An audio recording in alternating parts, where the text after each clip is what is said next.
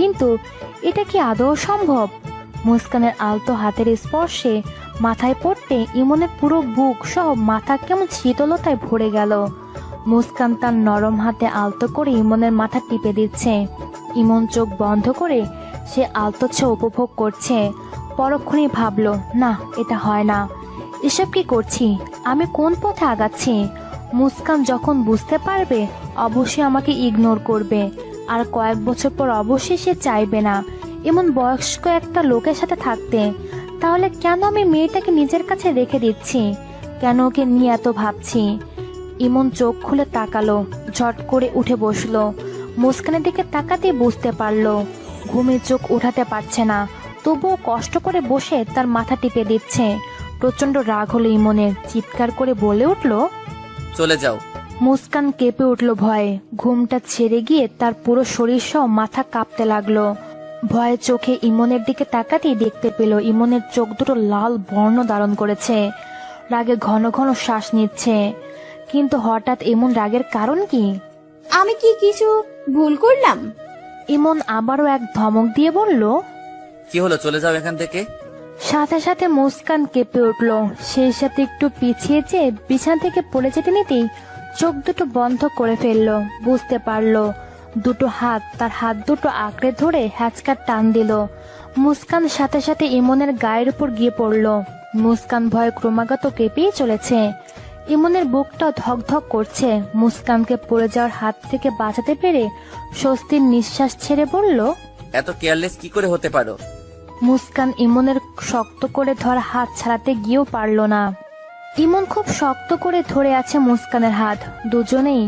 দুজনের অনেকটা কাছে, একে অপরের নিঃশ্বাস প্রশ্বাস যেন গুনতে পারছে।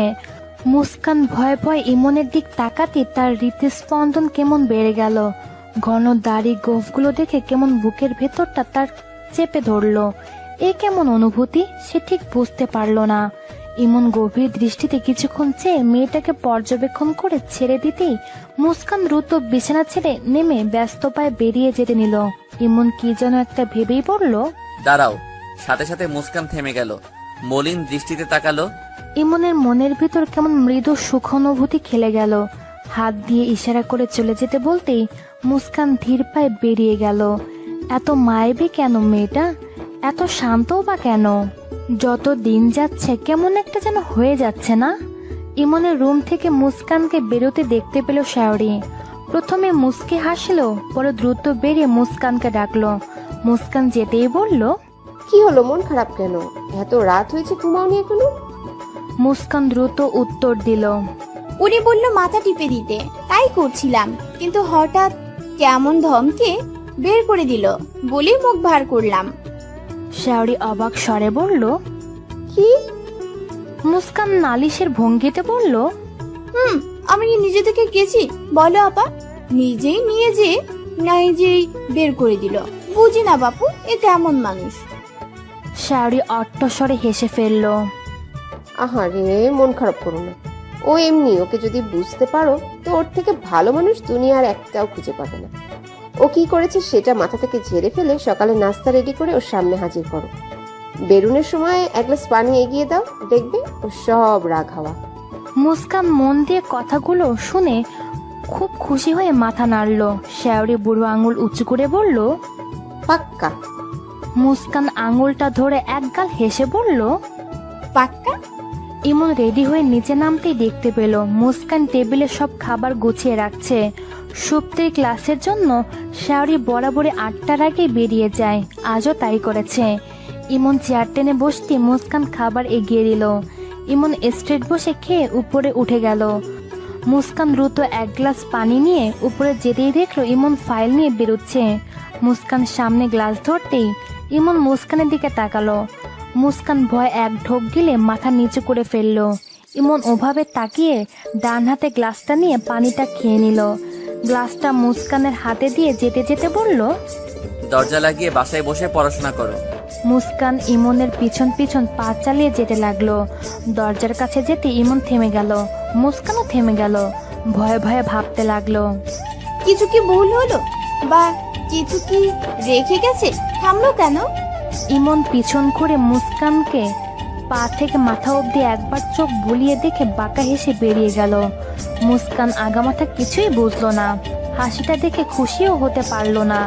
দরজা লাগিয়ে এক দীর্ঘ নিঃশ্বাস ছেড়ে গ্লাসটা রেখে উপরে চলে গেল। এভাবেই দিনগুলো চলতে লাগলো। বাসায় পড়াশোনা, এক্সামের সময় স্কুলে গিয়ে এক্সাম দেওয়া, বাসার যাবতীয় কাজ মুস্কান সামলায়। সেই সাথে ইমনের সব প্রয়োজন অপ্রয়োজন ও তার বেশ ভালোভাবেই মুখস্থ হয়ে গেছে। শুধু প্রয়োজন অপ্রয়োজনে নয়, কখন ইমনের কি মুড হয়, কখন সে রেগে যায় বা কখন কিসে রেগে যায়, সেসবও ইদানিং বেশ মুখস্থ করে ফেলেছে। যত দিন যাচ্ছে ততই সে এসব বিষয়গুলো এনজয় করতে শুরু করেছে।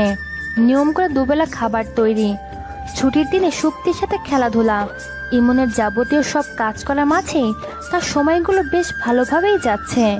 নিজের ভিতর তৈরি হতে শুরু করেছে আলাদা এক অনুভূতি। এই অনুভূতির নাম কি দেওয়া যায় সে ঠিক জানে না, কিন্তু এই অনুভূতিগুলো তার বড্ড বেশি ভালো লাগে। ইমন যখন তার সাথে একটু হেসে কথা বলে তখন তার মনে হয় সে পুরো বিশ্বটাই জয় করে ফেলেছে। বিশ্ব জয় করা হাসি তার ঠোঁটের কোণে ফুটে ওঠে। বিশ্ব জয় করা অনুভূতিরাও তার মাঝে শিহরণ বইয়ে দেয়। তার ডানা মেলে উঠতে ইচ্ছে করে খুব। কেনই বা করবে না, বয়সটা তো তেমন, সবে 15তে পা দিয়েছে, মনটা তো একটু বেশি উড়ুড়ু করবে। কিশোরী বয়সে অনুভূতিগুলো বেশ বড্ড বেপরোয়া হয়। আজ অফিসের কয়েকজন লোক বাসায় এসেছে, কাজের লোক ছাড়া কেউ নেই বাসায়। শেয়ারি, শক্তি আর মুস্কান একটু শপিংয়ে বেরিয়েছে। মিটিং শেষ হতেই সবাই বেরিয়ে গেল। শেয়ারির গাড়ি এসেও থামলেও বাসার সামনে। অফিসে পিএ মিস রিতিলা শেয়ারির শক্তির সাথে মুস্কানকেও বেশ লক্ষ্য করলো। প্রথমে তেমন পাত্তা না দিলেও হিসেব নিকেশ করে তার বড্ড খটকা লাগলো। ইমনের মাঝে বেশ কিছু পরিবর্তন তাকে বেশ ভাবাচ্ছিল।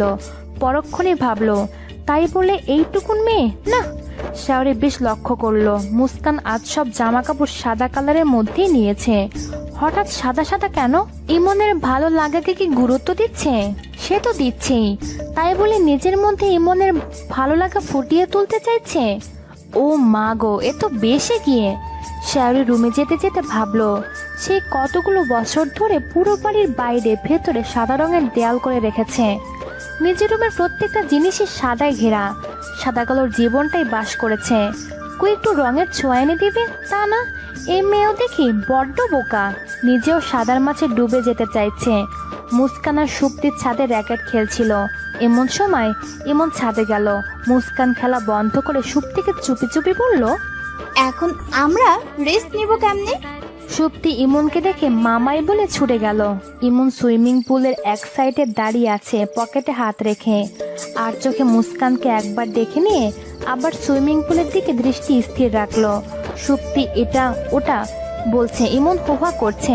এক সময় সুপ্তি বলল, জানো মামাই, আমার স্কুলের এক ভাইয়া মুসু আন্টিকে চিঠি দিয়েছে। আর জানো চিঠিতে বড় বড় ওয়ার্ডে কি লেখা ছিল? মুস্কান সুপ্তির কথা শুনে চোখ বড় বড় করে বলল, এই যা শক্তি, এইটা কি করছে? আপা যে বলে দিল ওটা ওনাকে না বলতে। মুস্কান তাড়াতাড়ি এগিয়ে বলল, শক্তি চলো আমরা নিচে যাই। ইমন সুপ্তির উৎসুক চাহনি কিছু বলার প্রবল ইচ্ছে দেখে মুস্কানের দিকে কঠিন চোখে তাকালো। মুস্কান এক ঢোক গিলে মাথা নিচু করে যেতে নিতে সুপ্তি বলে ফেললো, বড় বড় ওয়ার্ডে লেখা ছিল আই লাভ ইউ। বলেই খিলখিল করে হেসে উঠল আর বলল, মানে হলো আমি তোমাকে ভালোবাসি। সুপ্তি ইমনের হাত ধরে নাড়াতে নাড়াতে বলল, ও মামাই, মুসু আন্টিকে ওই ভাইয়াটা ভালোবাসে, আমিও বাসি, মামামও বাসে, সবাই মুসু আন্টিকে কত ভালোবাসে, তাই না? তুমিও কি ভালোবাসো মুসু আন্টিকে? ইমন বিস্ময় চোখে চেয়ে রইল সুপ্তির মুখের দিকে। মুস্কান স্তব্ধ হয়ে দাঁড়িয়ে রইল। হাত পাতার ভীষণভাবে কাঁপতে শুরু করেছে। বুকের ভেতর কেমন হাতুড়ি পিটা শুরু করে দিয়েছে। ইমন মুস্কানের দিকে তাকালো। মুস্কান ভয়ে ভয়ে ইমনের মুখের দিকে দেখে দ্রুত ছাদ থেকে নিচে নেমে গেল। সুপ্তির কথাগুলো ইমনের মাথায় চলতেই থাকলো। স্কুলে তো ক্লাসই করে না, চিঠির কাহিনীটা তাহলে কি শায়রের সাথে আমাকে কথা বলতে হবে এ ব্যাপারে? মুস্কান রুমে চুপটি করে বসে আছে। তার কেমন একটা লাগছে, কেমন যেন বুকটা চেপে ধরে আছে তার। কিছু ভালো লাগছে না, বারবার মনে পড়ে যাচ্ছে সুপ্তির বলা কথাগুলো। কেমন যেন নিজেরও জানতে ইচ্ছে হচ্ছে সবার মতো উনিও আমাকে ভালোবাসে তো। ধুর, ওনার যা রাগ, উনি কাউকে ভালোবাসি না। অমন রাগী মানুষের আবার ভালোবাসা কিসের? রাত 10টার দিকে মুস্কান ইমনের রুমে ইমনের পাশে বসে আছে। ইমন সমান তালে সিগারেট খাচ্ছে, ধোঁয়া ওড়াচ্ছে আর অফিসের কাগজপত্র ঘাটাঘাটি করছে। মুস্কান নিজের বই পড়ছে, পাশাপাশি ইমন যা বলছে সেটাও করছে। কখনো কখনো এক ফাইল গুছিয়ে মুস্কানকে দিচ্ছে, মুস্কান ফাইল রাখার জায়গায় সেটা সযত্নে রেখে আবার আরেক ফাইল এগিয়ে দিচ্ছে। ইমন সেগুলো ঘাটাঘাটি করছে আর সিগারেট খেয়ে যাচ্ছে। মুস্কানের প্রথম দিকে বড্ড কাশি হতো, ইদানিং আর কাশি হয় না। সত্যি বলতে মুস্কানের কাশি পেলেও সেটা খুব কষ্ট করে চেপে রাখে, নয়তো এত কাশি দেখে ইমন যদি বিরক্ত হয় বা রেগে যায়। এভাবে চেপে রাখতে রাখতে এটা তার অভ্যাসে পরিণত হয়েছে। এখন আর খারাপ লাগা, কষ্ট বা অস্বস্তি হয় না, কোনো প্রকার সমস্যাও হয় না। ইমন বেশ অবাক হয়, মেয়েটা তো স্বাভাবিক কি করে আছে। আর চোখে একবার চেয়ে দেখে, আবার কাজে মনোযোগ দেয়। বেশ কয়েক মিনিট পর ইমন বেশ কাশি শুরু হয়েছে। কাশিটা যখন ক্রমাগত বাড়তেই থাকে, মুস্কান ছুটে জগ থেকে পানি গ্লাস ভরে ছুটে ইমনের সামনে ধরে। ইমন গ্লাসটা হাতে নিতেই মুস্কান তার ডান হাত দিয়ে ইমনের পিঠে বুলাতে শুরু করে। ইমন পানিটা খেয়ে গ্লাস মুস্কানের হাতের দিকে এগিয়ে তাকাতেই দেখতে পেল মুস্কান ব্যস্ত চোখে মুখে তার পিঠে হাত বুলাচ্ছে আর বলছে, এবার কমছে, ঠিক আছেন আপনি? ইমন আবার একটু কেশে গলা ঠিক করে নিয়ে বলল, ঠিক আছে। মুস্কান গ্লাসটা নিয়ে রেখে ইমনের পাশে বসতে নিতেই ইমন বলল, বিছানাটা গুছিয়ে বেরিয়ে যাও। মুস্কান বাধ্য মেয়ের মতো সেটাই করে বেরিয়ে গেল।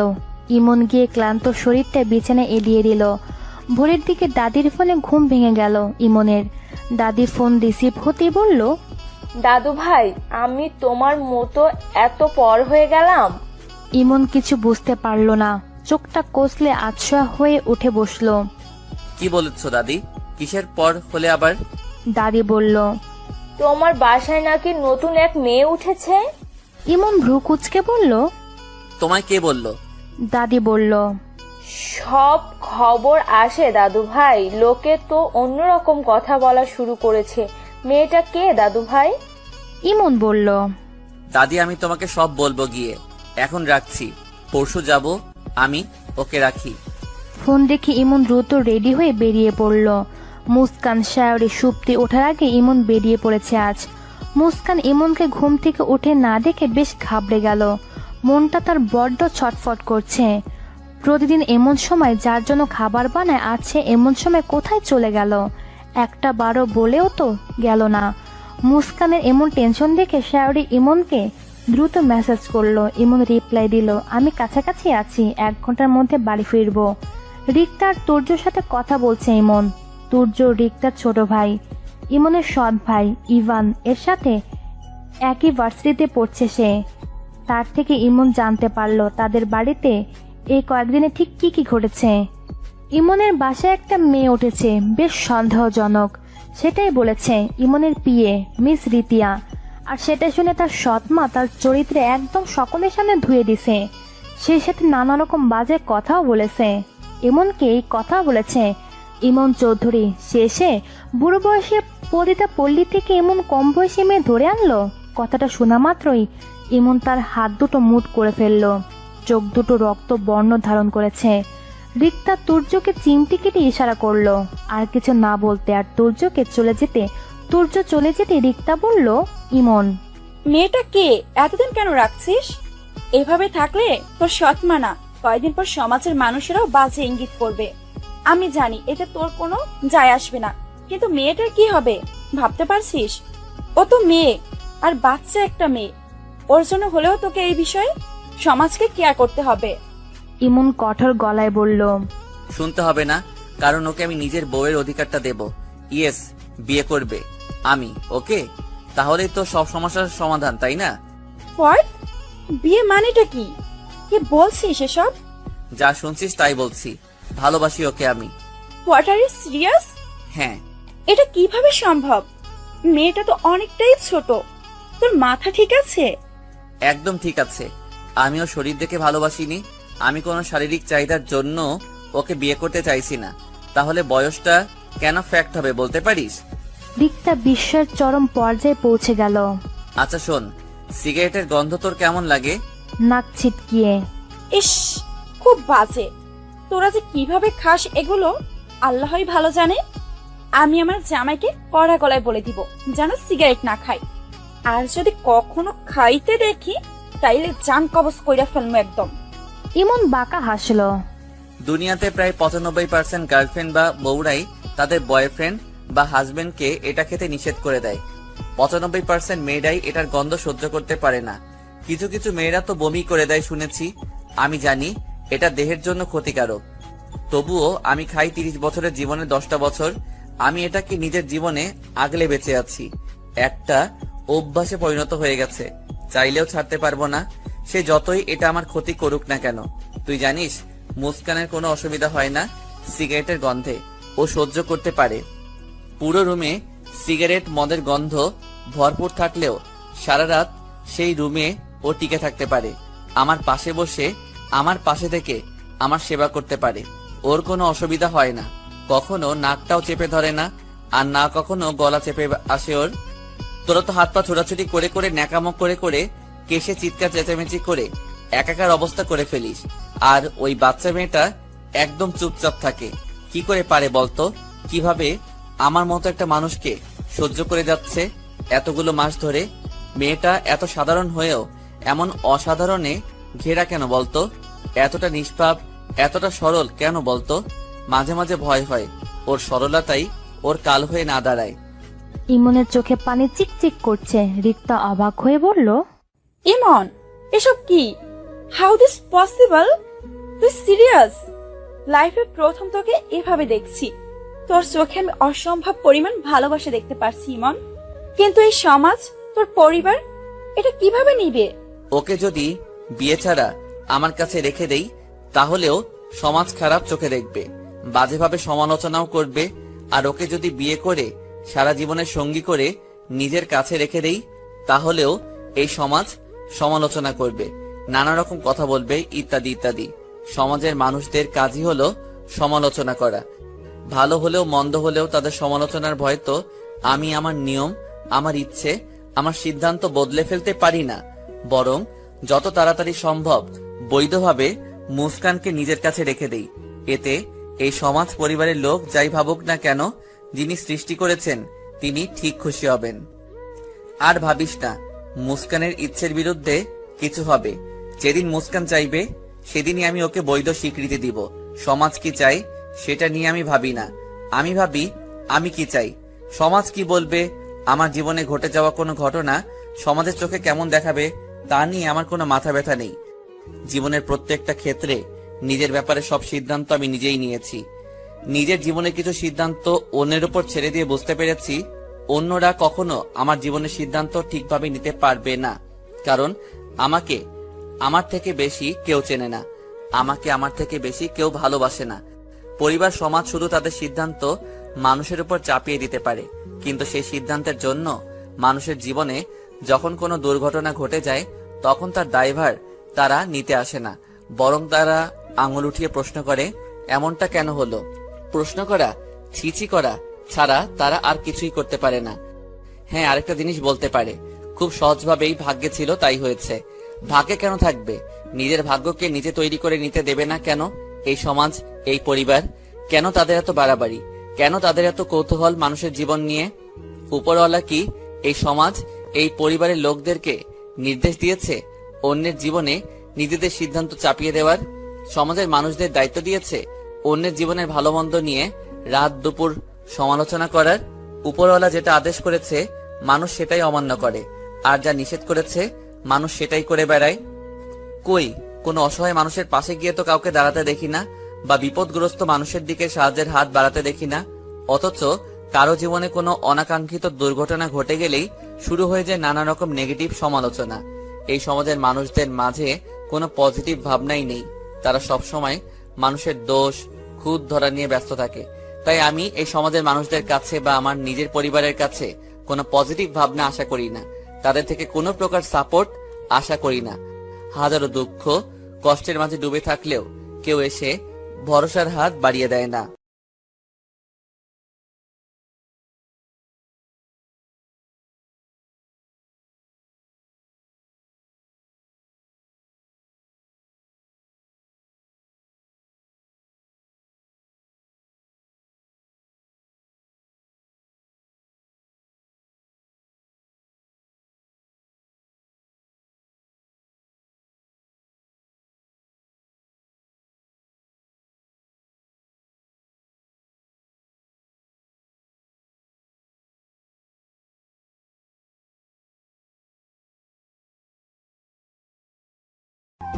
হ্যালো বন্ধুরা, পরবর্তী পার্ট খুব তাড়াতাড়ি আসবে, তো সবাই অপেক্ষায় থাকো। আর চ্যানেলটি যারা এখনো সাবস্ক্রাইব করনি তারা পরবর্তী পার্ট দেখার জন্য চ্যানেলটি সাবস্ক্রাইব করে রেখো।